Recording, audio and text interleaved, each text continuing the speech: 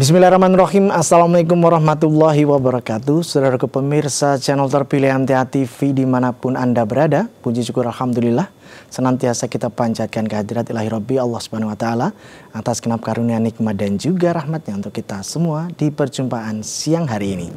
Kita jumpa kembali di program unggulan klinik kita dan alhamdulillah sudah hadir Dr. Muhammad Amrullah yang nanti akan menyampaikan topik kesehatan kita kali ini, yaitu flu Singapura.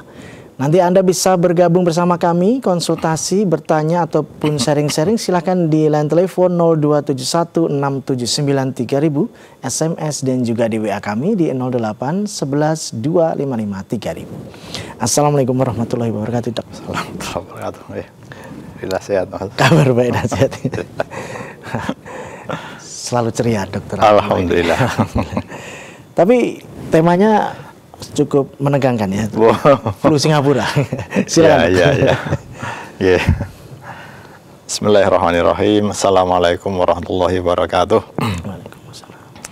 Bapak Ibu semuanya, pemirsa radio MTA TV, juga pendengar radio Prasada FM dan radio lain yang merilis acara ini. Alhamdulillah, segala puji bagi Allah yang masih memberi kita nikmat iman, Islam, sehat sempat pada hari tasyrik yang ketiga ini. Ya. Salawat dan salam semoga senantiasa terima pada junjungan kita, suri teladan kita Rasulullah Muhammad Sallallahu Alaihi Wasallam dan keluarganya, sahabatnya dan semuanya yang mengikuti beliau dengan baik. Bapak Ibu semuanya, di sini kembali kami dari klinik kita, dari tim kesehatan Masjid Tafsir Al-Quran, akan sedikit memberikan pencerahan kepada Bapak Ibu semuanya ya, tentang sebenarnya penyakit yang cukup cukup banyak ya di sekitar kita. Akhir-akhir ini juga kami di klinik pun juga banyak terjadi ya, yang kita kenal dengan namanya flu Singapura. Di masyarakat terkenal seperti itu, flu Singapura. Tidak diketahui apakah memang awalnya dari Singapura ya, atau mungkin hanya orang-orang Singapura yang terkena, kemudian karena kita tetangga Singapura jadinya terus lari ke sini ya, wallahualam. Tapi istilahnya seperti itu. Istilah medisnya dengan HFMD atau Hand, Foot, Mouth Disease. Jadi penyakit yang mengenai hand tangan, foot kaki, dan mouth itu mulut ya. Kalau hewan mungkin penyakit mulut dan kuku mungkin ya. Tapi kalau ini manusia nih, tangan, kaki, dan mulut. Penyakit seperti itu. Mungkin bisa diperlihatkan gambarnya ya. Jadi memang penyakit ini lebih mengenai itu tadi, spesifik pada tangan, kaki, dan mulut. Jadi flu Singapura ini disebabkan oleh infeksi virus. Jadi memang virus itu biasanya infeksinya itu cepat, ya, penularannya cepat, dan nanti sembuhnya juga bisa cepat atau tergantung dari kondisi daya tahan tubuh kita. Jadi gangguan ini tadi sudah kita sampaikan disebut dengan penyakit tangan, kaki, dan mulut. Dan penyakit ini rata-rata atau anak-anak lah yang paling berisiko ya untuk mengalami penyakit ini, terutama anak yang kecil atau balita.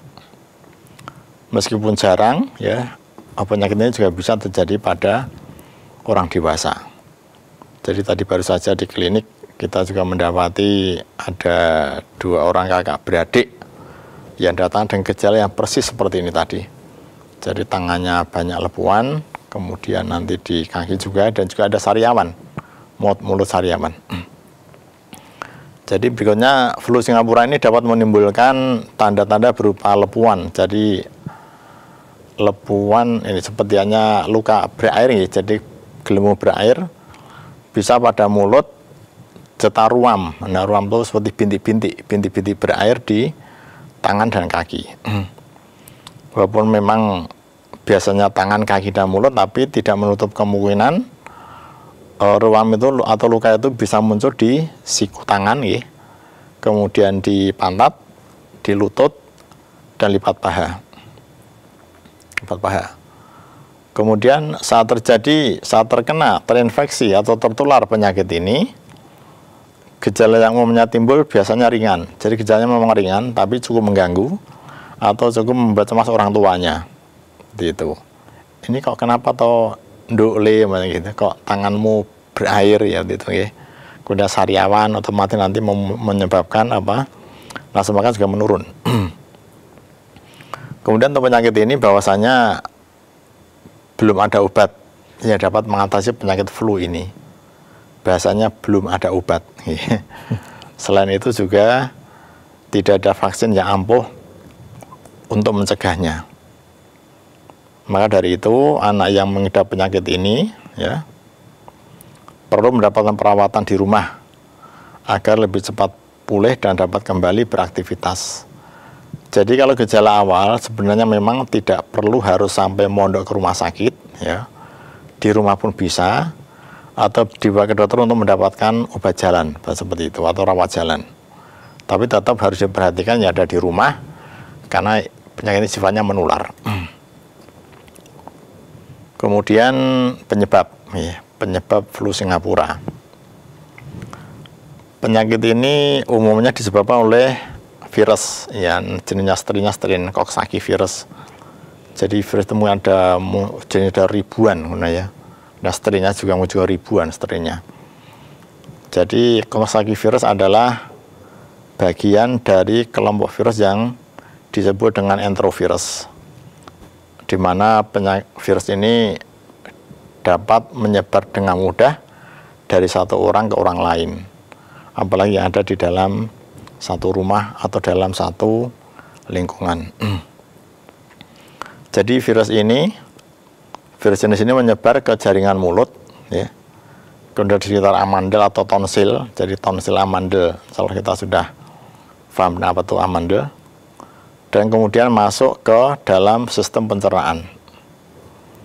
Kemudian pada akhirnya penyakit ini akan menyebar ke seluruh tubuh melalui aliran darah kita. Kemudian sebelum menyerang ke organ vital dalam tubuh, sistem kekebalan kita akan berusaha untuk mengendalikannya, karena memang namanya virus, bakteri atau apapun ya masuk ke tubuh itu dianggap sebagai benda asing. Nah, tubuh kita tuh punya filter ya, punya satu sistem di mana untuk bisa mengenali benda-benda itu, kemudian mengendalikannya atau mematikannya. Inilah hebatnya sistem tubuh kita yang Allah ciptakan untuk kita. Kemudian flu Singapura ini ya bisa menyebar lewat berbagai cara, dari yang sudah terkena atau dari pengidapnya, kemudian menulari orang lain. Ya, ya antara lain di sini paling tidak ada empat cara penularan yang kita ketahui. Yang pertama, penularannya bisa melalui cairan dari hidung maupun tenggorokan yang keluar saat bersin. Nah, ini namanya flu itu kan biasanya kita sudah kenal, sudah jamak, sudah umum. Namanya flu kan ya karena ya ini hidung meler ya. Kemudian berair, tersumbat, juga apa namanya ini kondisi tubuh melemah, meriang-meriang seperti itu. Jadi tadi cairan dari hidung atau tenggorokan yang keluar saat kita tuh bersin, gitu. Jadi kalau satu rumah ya, apalagi anak-anak yang mungkin juga belum paham hal seperti ini, akan sangat mudah terjadi penularan di dalam rumah itu. Kemudian air liur atau ludah yang terlempar ke udara saat batuk.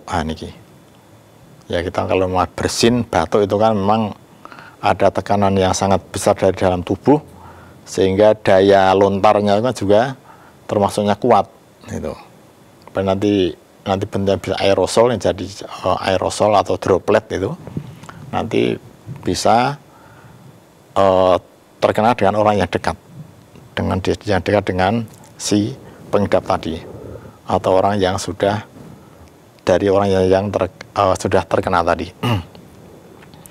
Kemudian cara penularan yang berikutnya adalah dari cairan yang berasal dari luka yang melepuh. Nah, tadi kan, jadi luka yang melepuh, jadi bisa di tangan, bisa di kaki, ya, atau di wajah gitu.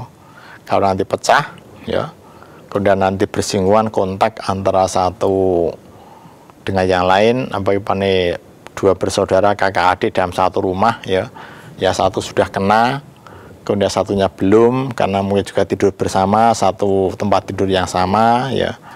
Kemudian akhirnya terjadi kontak, akan sangat mudah sekali untuk menular dalam satu keluarga itu, dalam satu keluarga kakak adik. Terus biasa memang, karena ini memang biasa untuk anak-anak.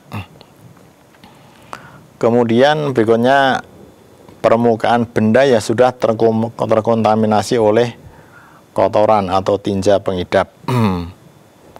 Nih, permukaan benda yang sudah terkontaminasi oleh kotoran pengidap. Tapi ini mungkin untuk lingkungan kita sudah ini ya, mungkin minimal lah. Kecuali kalau memang masih di daerah-daerah tertentu yang masih open defecation, jadi masih BAB di tempat-tempat terbuka, akan sangat mudah terjadi penularan. Tapi kalau di masing-masing rumah sudah ada kloset, sudah ada toilet, sudah ada WC, ya, insya Allah penularan dengan cara ini akan bisa diminimalisir. Tapi dengan penularan dari yang nomor 1 sama nomor 3 tadi, jadi dari cairan hidung dan dari air liur, juga nanti dari cairan yang berasal dari luka yang melepuh, baik di tangan ataupun di kaki, juga dari ada di wajah.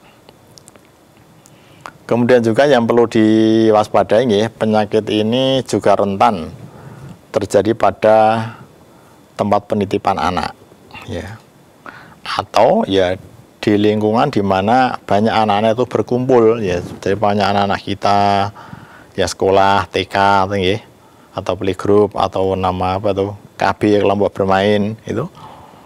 Kalau satu kena, kalau terhadap orang tuanya kurang waspada, kemudian tetap diizinkan sekolah, masuk sekolah, nanti akan sangat mudah, ya, sangat mudah untuk terjadinya ini penularan di tempat-tempat seperti itu, di tempat di mana banyak berkerumun anak-anak itu. Kemudian ya kalau anak-anak memang masih memakai popok dan melakukan toilet training, jadi inilah yang salah satunya kan namanya penitipan anak. Anak-anak kan biasanya untuk supaya tidak ngompol, tidak BAB di sembarang tempat, kan perlu dikasih pampers, dikasih popok itu. Jadi dari situlah juga bisa nanti terjadinya penularan. Juga ya anak-anak itu biasanya tuh suka dengan namanya fase oral. Nah, fase oral itu apa? Jadi anak-anak suka secara refleks, secara otomatis biasanya tuh suka memasukkan sesuatu ke dalam mulut, terutama jarinya. Yeah. Yaitu. Dan itulah fase oral pada anak-anak kita. Jadi kalau anak-anak itu ya tadi mulai habis pegang apa, ya bersentuhan dengan temannya, kita ngemut driji, ya, mengulum drijinya, jari-jarinya, itu juga akan sangat mudah sekali untuk tertular yang namanya penyakit seperti ini. Maka itu fase oral pada anak-anak kita.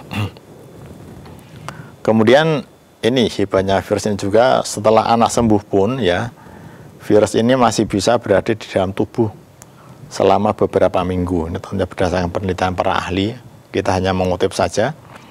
Artinya walaupun kita sudah sembuh, sudah tidak ada gejala, tapi virus itu masih berada dalam tubuh kita. Dengan daya tahan tubuh kita yang bagus, tubuh kita itu bisa mengendalikan virus ini. Tapi bukan berarti terus virus ini juga tidur, ya. Seandainya virus nanti keluar, ya, itu juga tetap masih bisa potensi untuk menularkan pada orang lain. Kemudian penularan infeksi flu Singapura ini dapat terjadi selama beberapa hari pertama setelah seseorang itu terinfeksi. Jadi biasanya sebelum ruam muncul, ya, nih hebatnya nih. Jadi sudah ada gejala awal, tapi ruam atau lepuan itu belum muncul, ya, sehingga tetap diizinkan sekolah. Tapi dari situ nanti gejala-gejala seperti itu nanti sudah bisa, virus sudah masuk sebenarnya, masa inkubasi istilahnya. Sehingga kalau kita orang tua itu tidak waspada, ya nanti bisa menularkan pada orang lain. Kemudian lepuh-lepuh pada tangan, pada kaki itu juga bisa memecah, ya. Memecah nanti mengering, ya, dalam waktu kurang lebih 10 hari. Tapi ya tadi, kalau kan memang tadi disebutkan bahwasanya cairan yang keluar dari lepuhan itu sebenarnya juga masih mengandung virus, ya. Jadi kalau nanti terkena orang lain bisa terkena kontak, nanti bisa menularkan pada orang lain. Kemudian nih, saat lepuh mengering, orang yang terinfeksi cenderung tidak akan menyebarkannya lagi ke orang lain, ya. Yang ini tadi, kalau sudah mengering, ya lepuhnya sudah mengering. Namun virus tetap dapat hidup dalam tinja selama berminggu-minggu setelah ruam hilang. Jadi lewat saluran cerna nanti penularannya, seperti itu. Mudah-mudahan yang seperti ini sudah sangat jarang terjadi, kecuali kalau memang di daerah-daerah yang kumuh, ya, yang dimana masih ada WC umum atau mungkin tadi open defecation, jadi BAB itu masih di tempat-tempat yang terbuka, nanti akan sangat mudah sekali terjadi penularan. Kemudian faktor risiko, ya, faktor risiko flu Singapura. Faktor risiko yang paling umum adalah faktor usia, ya, jadi tadi sudah disebutkan. Jadi gangguan ini paling rentan menyerang pada anak-anak di bawah usia 10 tahun. Bahkan lebih banyak lagi pada anak-anak di bawah 5 tahun. Ya. Jadi maka biasanya kan anak-anak di tempat penitipan anak itu kan rata-rata di bawah 5 tahun. Jadi di pusat-pusat penitipan seperti itulah sangat rentan, ya, untuk terjadinya penyebaran melalui kontak dari satu anak ke anak yang lain. Ya, karena orang tuanya juga sibuk, ya, sudah sibuk dengan aktivitasnya sendiri, dengan pekerjaannya, sehingga anak tetap dititipkan tempat penitipan anak, kemudian ternyata itu menyebabkan tadi menjadi sumber penularan. Kemudian berita baiknya adalah bahwa anak-anak itu inilah kuasaan Allah. Bahwasanya anak itu juga punya sistem kekebalan yang akan semakin berkembang sesuai dengan bertambahnya usia, gitu. Jadi antibodi atau zat kekebalan yang terbentuk setelah terpapar virus yang menyebabkan penyakit tersebut. Jadi kita sebutkan di depan tadi bahwasanya orang-orang, ya, anak-anak yang kemasukan benda asing, ya, benda asing itu ya bentuknya virus, bentuknya bakteri, itu tubuh punya satu kondisi untuk bagaimana agar benda asing nanti bisa dikendalikan, dilokalisir, kemudian itu dimatikan. Meski begitu, remaja dan orang dewasa tetap, ya, memiliki kemungkinan untuk terserang penyakit ini, terutama tentunya remaja dan orang dewasa yang mungkin daya tahan tubuhnya itu lemah, ya, karena banyak sekali, karena ini orang-orang dengan komorbid tertentu yang daya tahan tubuhnya itu melemah, tetap akan punya potensi terkena penyakit ini. Kemudian faktor lain yang dapat meningkatkan risiko flu Singapura adalah tidak menjaga kebersihan dengan baik. Kebersihan diri yang buruk memberikan peluang virus untuk menginfeksi tubuh. Jadi inilah hebatnya ajaran Islam, ya, dalam masalah kita, ya, dalam kitab-kitab fikih itu, ya, bagaimana namanya toharoh, namanya bersuci itu adalah biasanya membuka daripada kitab-kitab fikih, ya, bersuci, ya. Jadi ternyata bersuci ini nanti tidak hanya dalam masalah ibadah, ternyata bersuci pun juga dalam masalah keseharian kita pun sangat dianjurkan oleh agama kita. Kemudian sering melakukan kegiatan atau bekerja di tempat umum, kontak atau berada di tengah banyak orang dalam waktu lama bisa meningkatkan risiko terserang virus ini, ya. Ini yang bisa kita sampaikan di awal, mudah-mudahan bisa memberikan sedikit pencerahan dan kita bisa apa namanya mencegahnya dengan baik. Begitu dulu Mas Tommy. Ya. Sampaikan. Baik pemirsa, kami harapkan Anda bisa bergabung bersama kami di line telepon 02716793000, SMS dan juga di WA kami di 08112553000. Jangan kemana-mana, kita akan segera kembali di klinik kita, tentunya setelah kita simak beberapa informasi dalam rangkaian jeda pariwara berikut ini.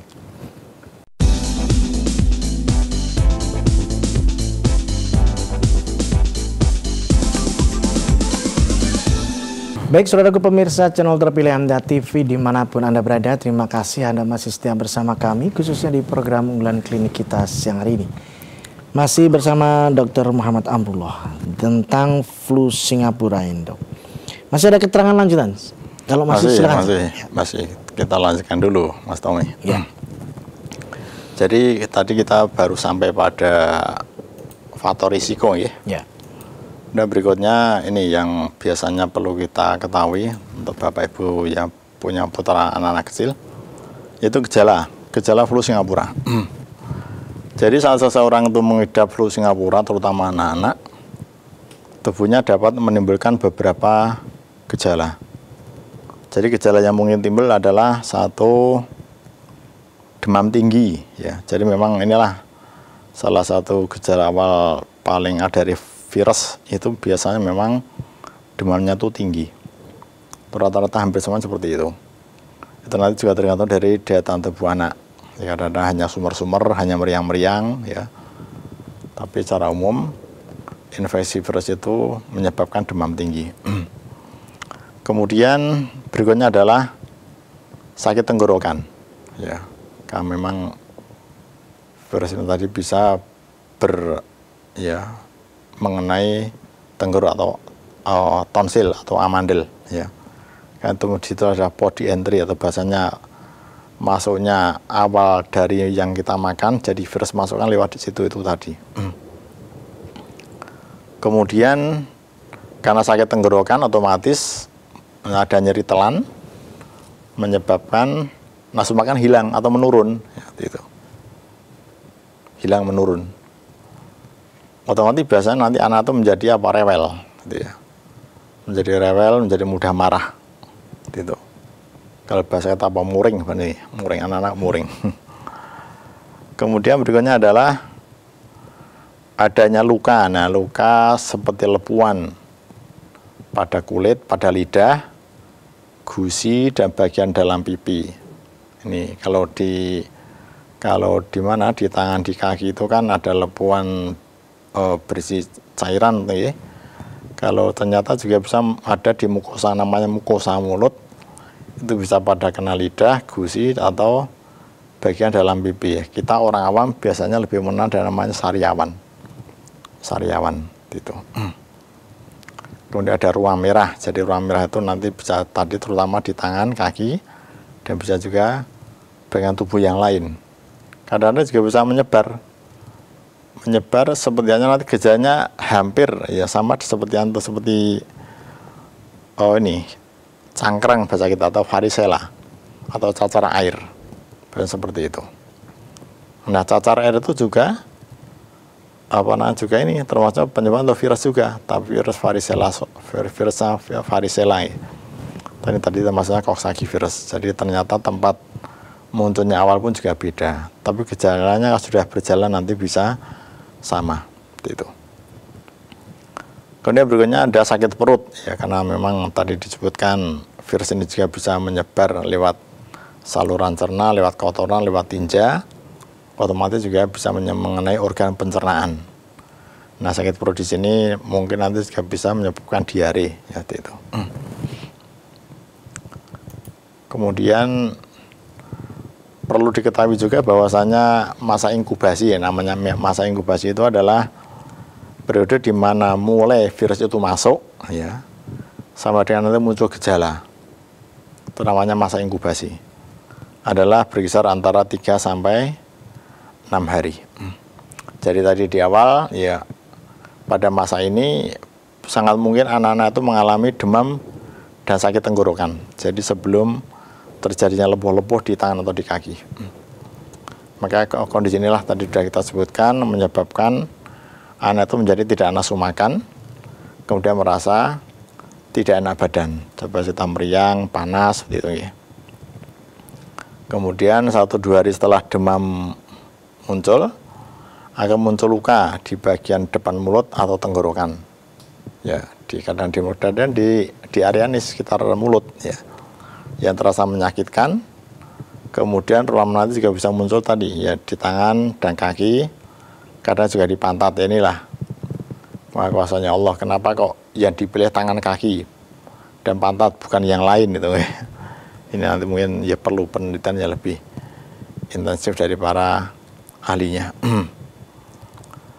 Kemudian luka yang berkembang di bagian belakang mulut, ya, dan juga tenggorok, menyebabkan penyakit virus yang disebut herpes angina, nih istilah baru lagi, ya. Jadi ciri-ciri dari herpes angina yaitu demam tinggi secara tiba-tiba dan kejang. Ini ternyata kelihatannya sepele, tapi sampai dengan terjadi kejang seperti ini. Tapi itu memang kami selama di klinik jarang sekali atau hampir tidak pernah menemui yang seperti ini, karena memang boleh jadi anak-anak kita itu daya tahan tubuhnya bagus, ya, sehingga begitu ada virus masuk sudah bisa ditangani oleh daya tahan tubuh kita yang bagus tadi. Kemudian diagnosis atau ini, kita mengenali bagaimana ini bisa disebut sebagai flu Singapura. Jadi diagnosis dari flu Singapura ini dilakukan oleh dokter tentunya dengan mengamati gejala yang muncul pada anak-anak tadi atau muncul pada pasien tadi. Memang nanti dokter biasanya tidak membutuhkan pemeriksaan tertentu untuk memastikan seseorang mengidap flu ini atau tidak, karena nanti insya Allah dari gejala yang muncul sudah kelihatan, oh ini flu Singapura, kan tangan kan nanti spesifik. Jadi tangan itu bukan di punggung tangan tapi di telapak tangan biasanya. Bisa juga nanti di punggung tangan. Gitu. Kaki juga seperti itu. Bisa di punggung kaki ataupun di telapak kaki. Namun untuk benar-benar memastikan diagnosis flu Singapura ini, dokter mungkin bisa melakukan pemeriksaan darah atau swab tenggorokan agar penyebab dari gangguan ini benar adalah flu Singapura. Tapi kami di klinik sebagai dokter ya biasanya jarang melakukan ini, karena untuk anak-anak biasa juga repot, ya. Seandainya diambil darah pun juga nanti anak-anak juga belum tentu mau, ya, berontak. Tapi kalau sampai dengan kasus ini sampai ke rumah sakit, ya nanti biasanya bisa dilakukan pemeriksaan darah ataupun abusan tenggorokan. Itu nanti sudah ranahnya dokter spesialis anak biasanya. Kemudian pengobatan flu Singapura, ya. Bahwasanya umumnya penyakit ini flu Singapura, namanya flu, ya, biasanya kita pun biasanya juga merasa abai atau merasa diremehkan, ya. Jadi ya, ini adalah gejala-gejala ringan. Ya memang ini ya gejalanya mungkin sebenarnya flu COVID kemarin itu. Ya, COVID itu kan berapa persen yang sembuh sendiri sebenarnya. Mungkin hanya banyak sedikit yang sampai fatal sampai meninggal. Sama flu ini juga seperti itu, ya. Rata-rata bisa sembuh sendiri. Jadi kadang kita merasa abai, merasa tidak terlalu penting untuk diperhatikan. Tapi biasanya seperti itu pun kita sebagai orang tua, ya, kalau anak-anak punya gejala seperti itu pasti akan tergerak naluri keibuannya, ya, nanti akan membawa anak itu ke dokter untuk periksa. Jadi penyakit ini memang bisa sembuh kurang dari atau 1 minggu tanpa penanganan di rumah sakit, jadi bisa dirawat sendiri di rumah. Karena disebabkan oleh virus, maka tidak perlu mengkonsumsi antibiotik untuk meredakannya. Ini yang kadang-kadang mungkin orang masyarakat perlu tahu, bahwasanya antibiotik itu adalah untuk pengobatan infeksi bakteri, Bapak Ibu semuanya, ya. Kalau virus itu bukan antibiotik obatnya, ya. Karena virus itu sebenarnya adalah self-limiting disease, nanti akan sembuh dengan sendirinya. Jadi lebih ke arah mengobati gejala, juga menaikkan daya tahan tubuh. Inilah bedanya infeksi virus dan bakteri. Kemudian apa yang bisa dilakukan orang tua agar penyakit ini tidak menular ya, atau tidak berakibat yang lebih buruk. Yang pertama adalah yang bisa dilakukan oleh orang tua di rumah, yaitu pemberian obat penurun panas. Jadi namanya pengobatan simptomatis atau diobati gejalanya gitu. Kalau panas dikasih obat penurun panas gitu, untuk meredakan gejalanya. Namun walaupun demikian, jangan sembarangan memberikan obat demam, karena sebagian obat tidak sesuai dengan anak dan usia remaja, kecuali jika sudah diberikan resep oleh dokter. Jadi fenomena sekarang ini nanti banyak ya terjadi alergi. Jadi alergi obat panas, obat penurun panas itu nanti akan banyak terjadi ya. Maka seperti ini nanti yang bisa memanage, mengevaluasi, mengatur, bisa memberikan advice adalah dokter. Jadi kalau putra-putra panjenengan kok ternyata panas, ternyata minum obat penurun panas malah alergi, ya, gitu. Nanti bisa datang ke dokter untuk diberikan obat yang tepat. Kemudian beristirahat secukupnya dan banyak minum dingin untuk mengurangi rasa sakit pada tenggorokan ya. Dingin ya, minumnya dingin. Tapi jangan dingin sekali ya, kalau nanti es bisa muncul penyakit yang lain. Ya sudah dingin, atau dingin tawar biasa saja. Suhu ruangan ya? Ya, suhu ruangan seperti itu. Kemudian hindari makanan atau minuman asam dan pedas ya, karena memang penyakit ini nanti akan bisa merangsang ya, kalau ada luka sariawan di mulut. Tentunya akan perih, akan ini tadi menyebabkan perih di mulut tadi, lalu sudah terjadi sariawan. Dan saya kira juga anak-anak pun juga sedikit yang suka dengan asam atau pedas ya. Kecuali memang makanan instan yang kadang-kadang kita juga kurang kontrol gitu. Kemudian pencegahan. Nah, ini pencegahan flu Singapura, apa yang bisa kita lakukan untuk mencegah, mengurangi risiko penyebaran dari flu Singapura ini? Yang pertama adalah ya mengisolasi atau flu Singapura hingga dinyatakan sembuh. Ya, kalau kemarin memang saat COVID itu yang kena COVID ya, karena memang angka kematiannya lumayan, akhirnya terus diisolasi benar-benar sendiri gitu ya. Tapi kalau seperti ini isolasi di rumah saja, tidak harus di karantina seperti itu, cukup dijauhkan dengan anggota keluarga yang lain agar tidak menulari.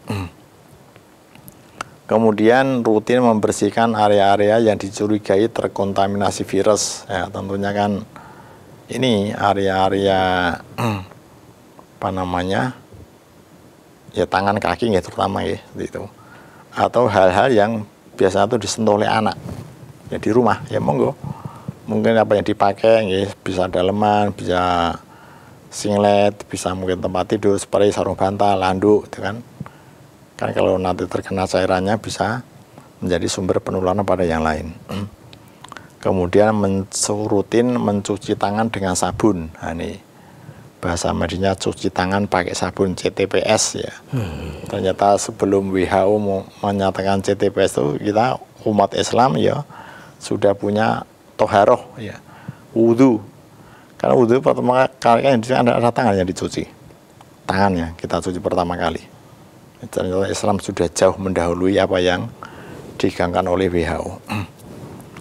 Kemudian ajarkan anak cara menjaga kebersihan dengan tidak memasukkan apapun ke mulut sebelum mencuci tangan. Inilah edukasi pada anak-anak kita ya. Memang namanya anak fase oral seperti itu ya, tentunya orang tua ya memang perlu edukasi pada anak-anak, diingatkan. Kalau lupa ya dicegah gitu. Jangan sampai memasukkan apapun ke mulut sebelum mencuci tangan. Kemudian kelima, jangan mencium anak yang mengidap penyakit ini ya, karena saking sayangnya pada anak ya. Termasuk menggendong ini? Ya tentunya termasuk menggendong. Menggendong. Ya inilah. Tapi tentunya kalau ya tapi nanti anak ditelantarkan nanti gimana nanti ya? Menggendong. Nanti orang tua bisa ini bisa physical distancing gitu. Nah. Kemudian juga hindari berbagai peralatan atau barang pribadi dengan pengidap flu Singapura. Jadi peralatan barang-barang yang disentuh oleh anak-anak nanti bisa manage supaya tidak tertular. Kemudian yang perlu ini komplikasi yang perlu kita pahami ya, walaupun memang ini rata-rata bisa sembuh sendiri, tapi komplikasinya kalau sampai dengan berat juga hati-hati ya. Jadi ini tadi dehidrasi, bisa kurang cairan. Kenapa? Karena mungkin mulutnya, tenggorokannya sakit, sariawan, dan anak-anak menjadi asupan cairan asupan makanan bisa berkurang, jadi menyebabkan dehidrasi. Ya, ini yang perlu kita waspadai ya. Kemudian kuku tangan dan kuku kaki terlepas ya, ini kok sama seperti ini juga banyak juga jarang sekali kasusnya, kecuali yang sangat berat infeksinya bisa kalau sampai dengan infeksinya menaik akar kuku nanti bisa saja terjadi seperti ini. Kemudian nih yang perlu diperhatikan kalau ada sampai ada kasus meningitis virus ya, nih meningitis itu radang selaput otak ya. Jadi pembungkus otaknya bukan pada otaknya, itu meningitis. Itu kalau terjadi seperti ini ya nanti harus sampai ke rumah sakit ya kalau meningitis. Kemudian ensefalitis. Kalau ensefalitis itu adalah pada otaknya sendiri, ada pembengkakan di otak yang bisa menyebabkan kelumpuhan. Nah, kalau sudah nomor 3 dan 4 ini sudah meningitis, ensefalitis, itu nanti sudah ranahnya dokter spesialis, itu harus ditangani di rumah sakit. Tapi apapun itu bahwasanya mencegah lebih baik daripada mengobati. Iya. Kemudian kapan harus ke dokter ya nanti tentunya kalau sudah sampai dengan ada gejala-gejala berat yang bisa menyebabkan anak nanti sulit menelan ya, dan semangat turun, yaitu sebaiknya diperiksa ke dokter. Ya. Begitu Mas Thomas yang bisa kita sampaikan. Ya, baik. Ada respon dari pemirsa dari Bu Retno di Purworejo ini. Tetangga saya pernah sakit seperti itu, anak TK, kemudian dibawa ke dokter anak, katanya flu Singapura. Tangan, kaki pada melenting. Saya baru tahu kalau menular. Soalnya tetangga agak jauh juga anaknya sakit seperti itu. Tapi tidak dibawa ke dokter. Dia bilang karena musim panen padi sehingga kena lugut padi. Ya. Alhamdulillah jadi tahu lewat acara ini, Dok. Terima kasih. Ya, alhamdulillah bagus ya Pak Ibu. Ya sedikit bisa memberikan pencerahan ya pada semuanya. Jadi itu tadi. Jadi tetap ya ini menjadi pengetahuan kita bersama para orang tua terutama ya. Bagaimana ya itulah namanya masyarakat awam. Jadi dikirakan apa nih padi karena apa lugut ya, lugut padi ya. Yeah. Bahasanya lugut padi. Yeah. Padi adalah biasanya kalau main di habis musim panen itu kan gatal-gatal gitu. Betul, gatal-gatal seperti itu. Tapi ya tetap main ya setiap panen. Iya. Dari udah tahu resikonya. Iya. Baik Dok, terima kasih atas informasinya. Nanti insya Allah kalau ada kasus lagi bisa disampaikan kembali. Assalamualaikum warahmatullahi wabarakatuh. Assalamualaikum warahmatullahi wabarakatuh. Baik saudaraku pemirsa channel terpilih MTA TV dimanapun Anda berada. Demikian tadi telah kita simak dan itu bersama program unggulan klinik kita siang hari ini. Kita jumpa kembali di kesempatan mendatang. Saya Tommy Alfatoni pamit undur. Assalamualaikum warahmatullahi wabarakatuh.